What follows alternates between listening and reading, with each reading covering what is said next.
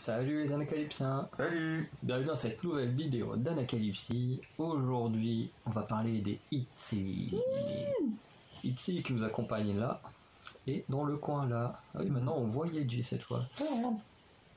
Et on a leurs grandes sœurs qui vont également les regarder avec nous, les Twice. Parce que forcément, elles ont un regard sur leur petite sœur. Alors quand je dis petite sœur ou grande sœur, c'est en termes d'années d'expérience. D'années d'expérience, surtout de label, parce que Itzy et Twice, c'est le même label. C'est Twice. Ouais, je vais dire un petit truc en fin de vidéo qui m'a étonné. En fait, je sais pas pourquoi j'ai repensé d'un coup et j'ai trouvé ça assez marrant. Mais on reviendra dessus après.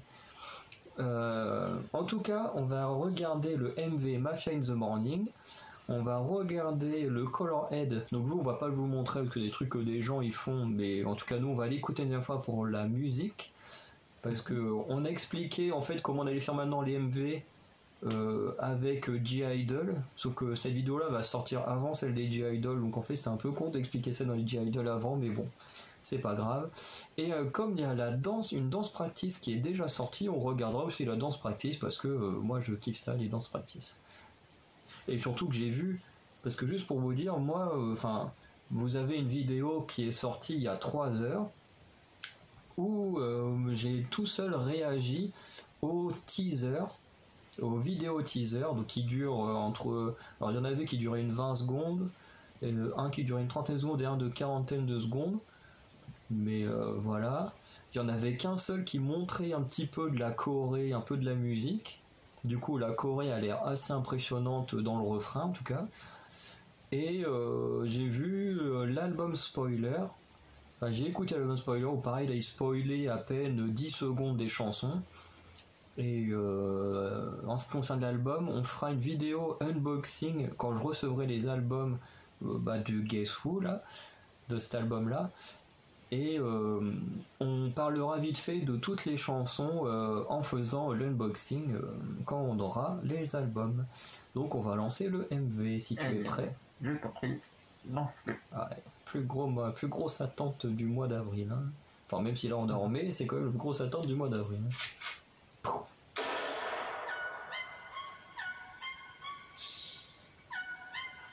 Alors ça, c'est un truc qu'on avait un peu vu dans les teasers, mais je pensais pas qu'ils utiliseraient ça dans le MV, la vision, comme si t'étais dans le flingue. Hein?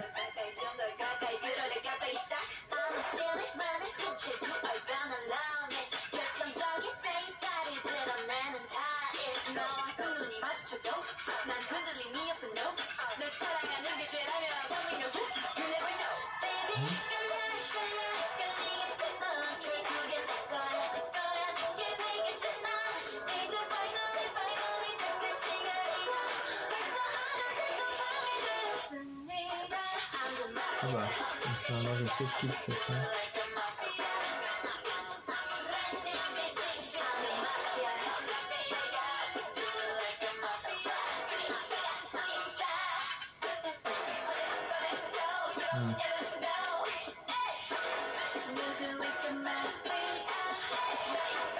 J'aime bien le sol là.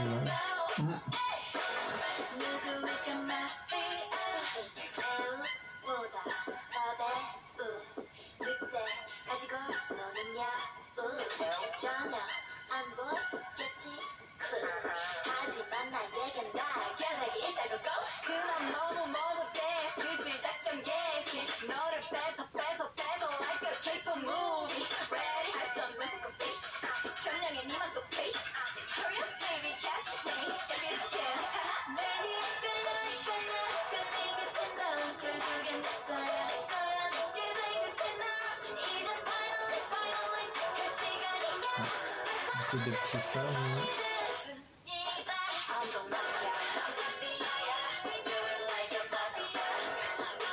Là, c'est ce truc là que j'avais vu.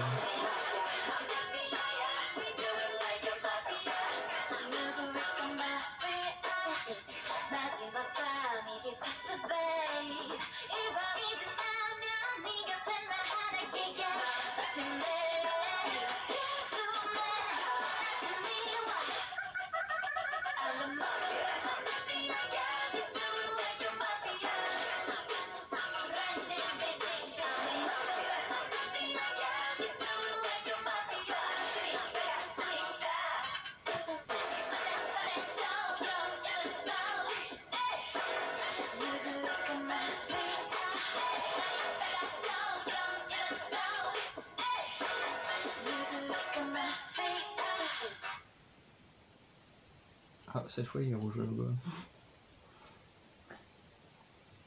Très particulier, moi je trouve.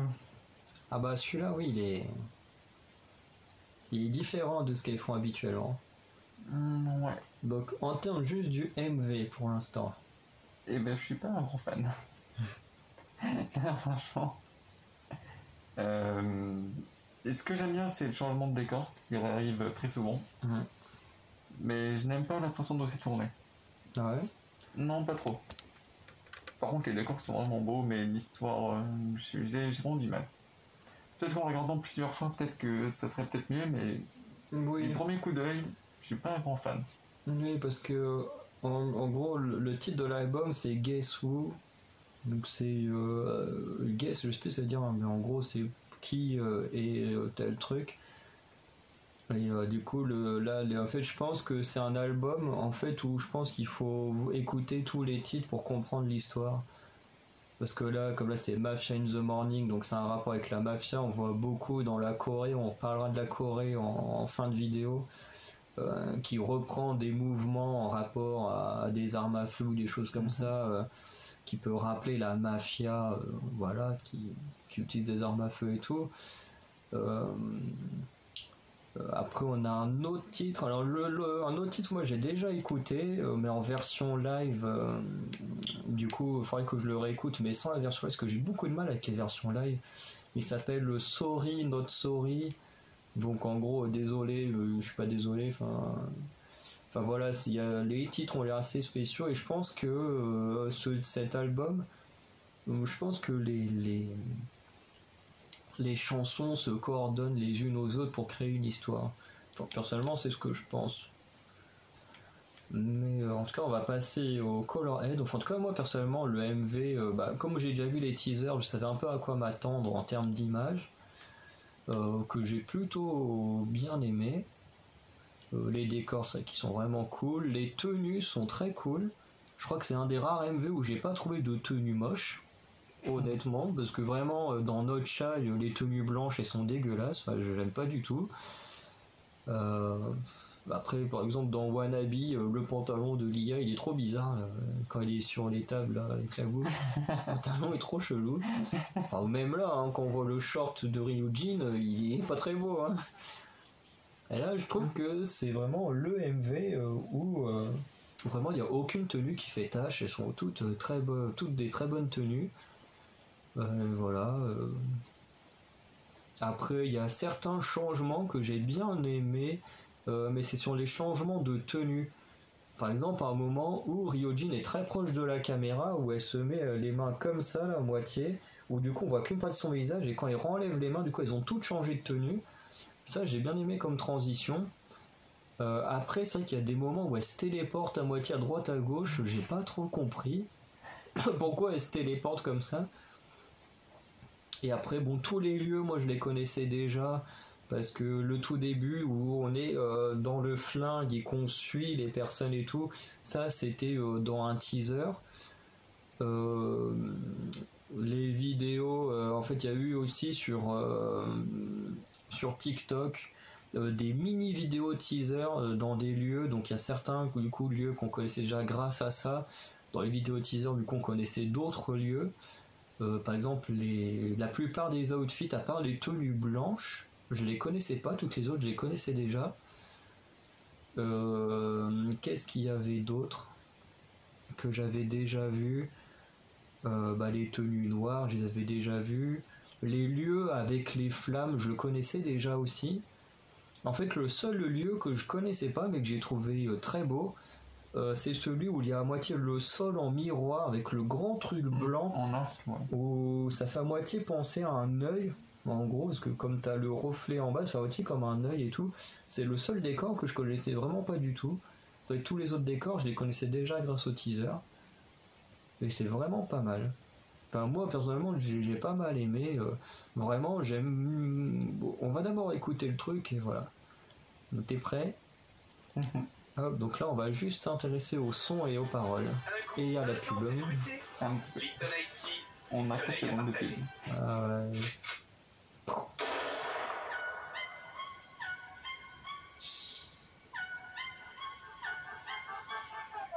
Guess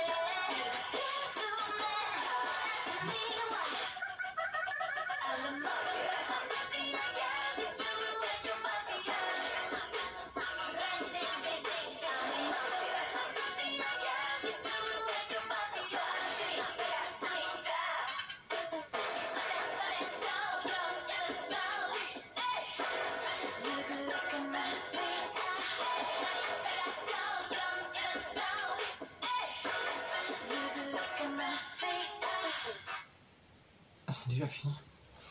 Ah, il n'y a pas de vite, hein. Oui. Ah bah en plus, il y avait la chanson Kidding Me qui est aussi de cet album-là.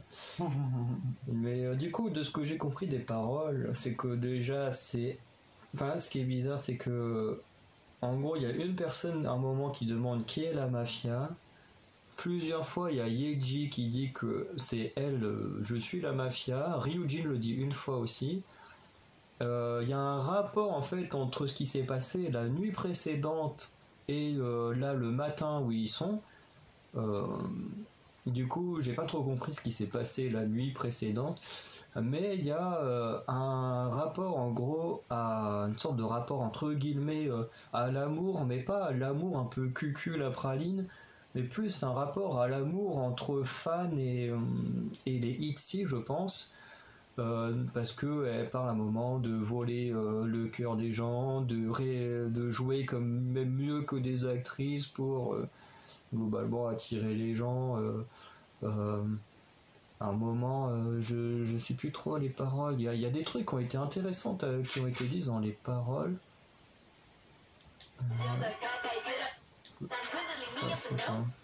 Celui-là, c'est quoi? Tu vois, il y a vraiment un rapport au fait que les gens tombent entre guillemets. Et comme là, il y a un rap. Non, c'est pas elle, c'est Ryuji, un moment qui parle de daytime. Ouais, non, c'est. Plus elles disent qu'elles ex. Merde. C'est là où elle parle de jouer comme des actrices et tout ça, tu vois, de planifier quelque chose et tout. Tu vois, regarde là.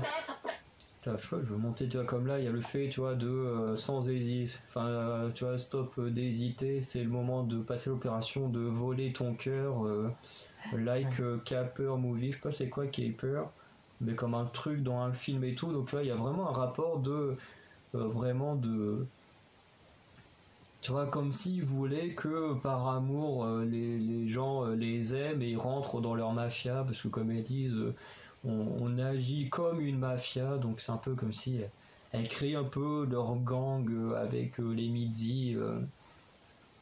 Donc voilà, après j'ai pas forcément tout compris aux paroles, mais de ce que j'ai retenu des paroles, ça m'a un peu fait penser à ça. Mais en tout cas, sur le son en lui-même, Scott en a pensé. Plutôt pas mal. J'ai beaucoup aimé la performance de Liam dans ce titre, plus que Ryujin, hein. Oui. Désolé. Bah, je crois que Ryujin chante un peu moins dans celui-là. Bah, je trouve qu'elle chante déjà pas mal. Je trouve que c'est Lia, je trouve, qui chante le moins. En général ou dans celui-là? Dans celui-là, oui, dans tout d'ailleurs. Oui, oui, oui. Lia, et oui, je trouve aussi qu'elle est un peu. C'est qu'un peu la moins mise en avant. Et je pense que là, c'est peut-être le titre. Voilà, qui la met un peu plus en avant. Non, parce que là, on voit un peu ses compétences, ses performances qui étaient vraiment géniales. C'est Plus ça. que toutes les autres d'ailleurs, je trouve. Ouais, c'est ça. Yuna, elle est partie sur du rap à un moment. Ça fait bizarre de voir Yuna rapper alors que d'habitude elle est sur du vocal. Bon, après, Churang et Yuji font à peu près la même chose que d'habitude. Ah, si, il y a Ryujin à un moment, je sais plus ce qu'elle dit. Tu sais, au moment où elle fait le haha, attends, faut que je retrouve ça. C'était trop drôle. Parce qu'elle dit une phrase bien précise quand elle le fait. C'est vers la fin. C'est en la fin le haho, Ouais. ça doit être par là. Ah bah attends, c'est ça. Attends, elle dit I don't show poker face. Hein, tiens, tu vois, à la fin, elle dit vas-y bébé, attrape-moi si tu peux. Tu vois, c'est vraiment un rapport entre les, je pense, soit une personne dont peut-être qu'on connaîtra en fonction en écoutant tout l'album, ou soit, moi je le vois bien comme le rapport entre les fans et Ryujin. En plus, je vois que c'est Ryujin qui dit ça, je trouve ça encore plus drôle avec son caractère bien trempé. Je trouve que ça lui colle bien à la peau, cette petite phrase. On verra ça dans le prochain titre. Ouais, c'est ça. En tout cas, moi, personnellement, j'ai beaucoup aimé aussi. Je pense même que ça peut devenir mon deuxième titre préféré. Je pense que enfin, quoique, je pense qu'il peut peut-être même passer en première place devant Not Shy. Parce qu'il va falloir forcément que je réécoute plusieurs fois et tout. Je pense que ouais, il peut même devenir mon titre préféré. Et je pense que la force de ce titre, en fait, est que ce qui les différencie de ce qu'elles font habituellement. Parce qu'habituellement, on a toujours cette pause danse qui est très bonne. Mais je trouve que le fait que là, il n'y en ait pas, bah, je trouve que ça marche mieux que s'il y en avait une dans le style du son. Parce qu'on n'a pas vraiment de pause danse comme ça où d'un coup elles arrêtent de chanter et elles sont que vraiment dans de la danse, même si la chorégraphie, on va la regarder là juste après. Il y a des moments, le moment où, enfin moi j'en ai déjà parlé dans les teasers, mais où elles avancent à moitié accroupies, c'est super impressionnant parce que vraiment ça tire sur les genoux déjà d'être juste accroupi. Bah là en plus marcher comme ça sur 2-3 pattes, ça doit tirer, donc sur une chorégraphie ou même sur un concert entier, vraiment elles ont des chorés de malade. Et ça se demandait s'il y en a une qu'au bout d'un moment, est-ce que par exemple Twice ont des chorégraphies qui sollicitent énormément des mouvements avec le dos ou de se cambrer le dos. Et là, comme on a pu voir, au bout de 5-6 ans, et ben, on a une des membres qui a des problèmes de dos qui pour l'instant ne peut plus danser. Donc elle vient pour les enregistrements audio, pour les MV et tout, mais pour les danses, elle ne peut plus danser pour l'instant. Et du coup, ça me fait un peu peur avec ITZY parce qu'elles ont tout le temps des chorégraphies où il y a beaucoup de mouvements très, comment on dit, artistique. Oui, très artistiques. Bon, pas autant que Pixie pour moi, mais enfin même si là, elles sont quand même dans une chorégraphie très proche de Pixie dans le sens où la chorégraphie est très proche de ce qu'elle raconte. Et ça, j'adore. Parce que pour moi, Pixie, la chorégraphie, c'est une de mes préférées parce que justement, la chorégraphie raconte ce qui se dit dans les paroles. Tout est lié, quoi. Et ça, j'adore. Mais du coup, j'ai un peu peur que, à cause de leur chorégraphie très explosive et tout, qu'à un moment, il y en ait une qui ne puisse plus danser à cause de problèmes de santé. c'est un truc qui me fait peur au niveau des ITZY, parce qu'elles se donnent vraiment à fond pour leurs fans, et en même temps ça me fait très peur qu'à trop se donner à fond, qu'une d'entre elles puisse avoir des problèmes de santé. Mais en attendant, pour l'instant, on profite. Mais au cas, je voulais juste dire aussi que j'aime beaucoup, effectivement, Lia et Chaeryeong, quand elles disent le Who is the Mafia avec une voix toute douce et tout. Et pour ceux qui ont écouté les teasers, parce que c'est un truc, tous les teasers se terminent par ce petit son là, et c'est que beaucoup se demandaient qui c'était. Et du coup, on sait maintenant que c'est Chaeryeong et Lia, et j'adore quand ils font ce petit truc là. Donc on va passer à une danse practice, alors qu'il n'a pas l'air d'être la vraie, parce qu'il y a marqué moving version, donc à mon avis... il y en aura sûrement une autre. Il va y avoir... de toute façon, il va y en avoir plein. Ça, je le dis tout de suite, il va y en avoir plein. À mon avis, il va y avoir des versions déguisées, des versions rapides, lents, tu peux te dire que là, dans 1 ou 2 mois, on peut largement faire une vidéo ici sur toutes les versions de danse practice qu'il y a sur In the Morning. Je suis quasiment sûr. Parce que sur Not Shy, Wannabe et tout, à chaque fois il y a au moins 3-4, voire des fois 4 ou 5 même, versions de la danse practice, du titre. Donc on lance la danse practice. Let's go.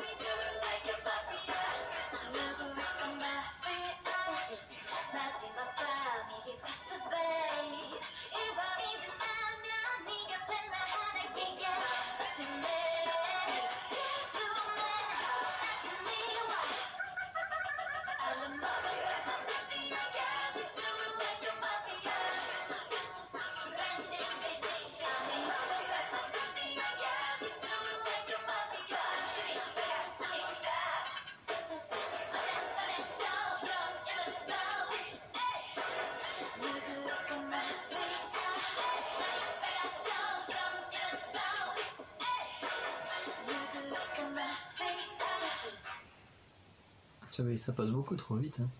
Ouais. Bon voilà, pour la danse practice, donc finalement, en fait, quand ils disent moving version, en fait, c'est le fait que la caméra arrête pas de bouger. Bon, je trouve ça un peu dommage, parce que du coup, on n'a pas une caméra fixe où on voit vraiment la Corée fixe, quoi.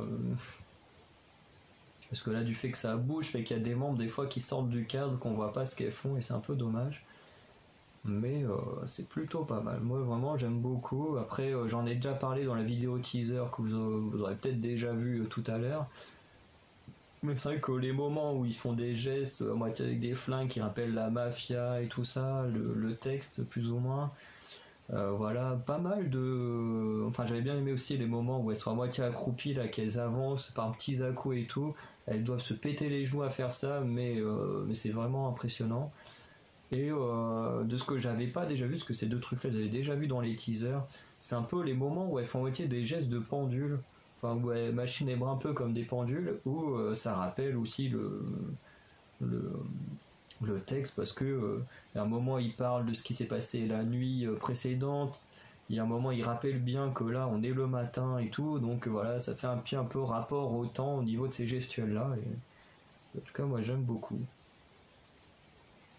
Pour ma part, j'ai trouvé le MV vraiment très beau, surtout dans ce partie.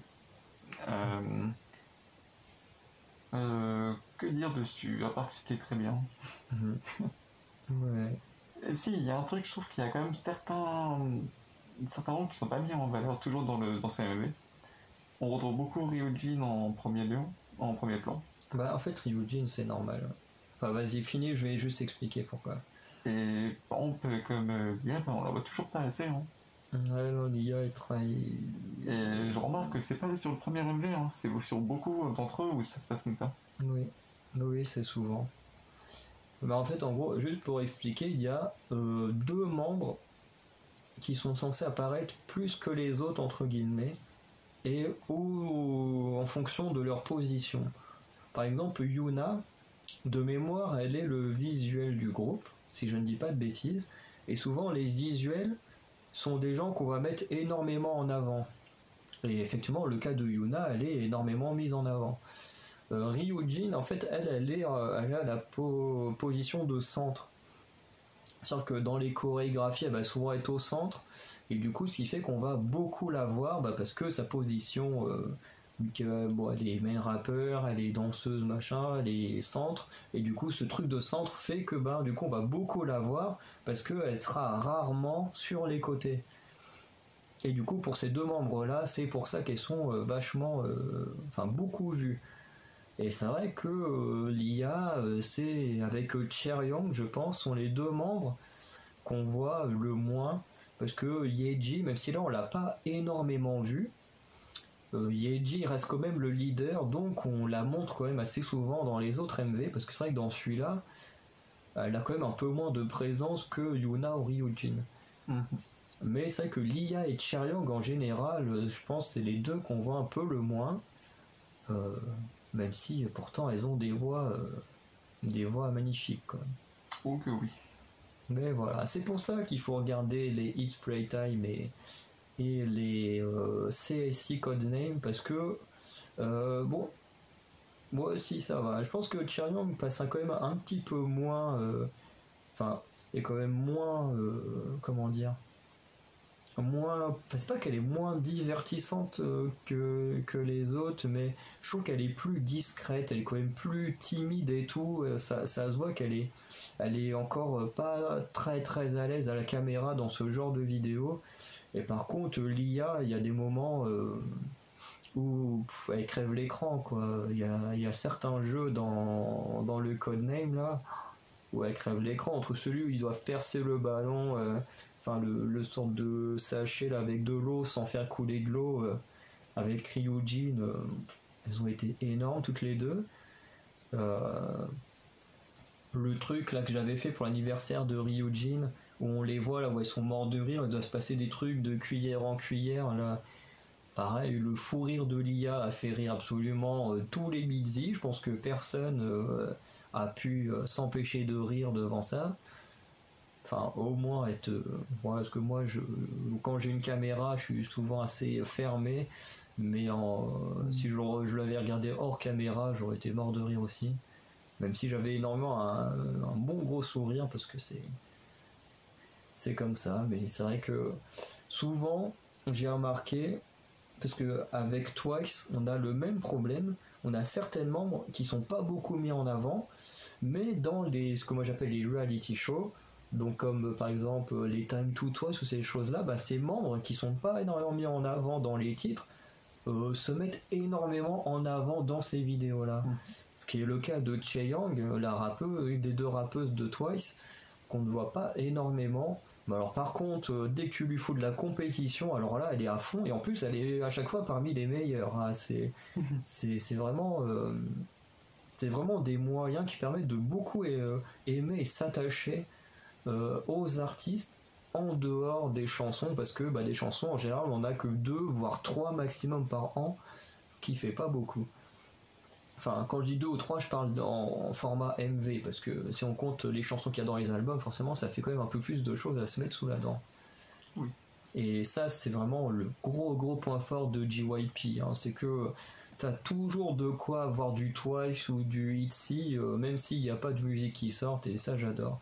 Et de toute façon, on reparlera de ça dans une vidéo, parce que j'ai énormément envie de faire une vidéo sur les labels, surtout JYP, SM et YG Entertainment, parce que je pense qu'il y a certaines choses, faire un peu un comparatif des 3 labels, parce que je peux pas trop parler de je sais plus comment ça s'appelle, l'ancien Big Hit Entertainment, je me souviens plus de son nouveau nom, mais le label qui est devenu le 4e gros label avec BTS et notamment les G-Friend, c'est des groupes que je n'écoute pas, donc je suis pas super fan, donc forcément on va pas parler de comment, même s'il y a quand même un petit truc, je pense qu'on en parlera quand même, mais en sachant que on écoute tous les deux ITZY qu'on adore, qui est de JYP. Bon moi après il y a aussi Twice, donc voilà, je connais encore un peu plus comment ça fonctionne.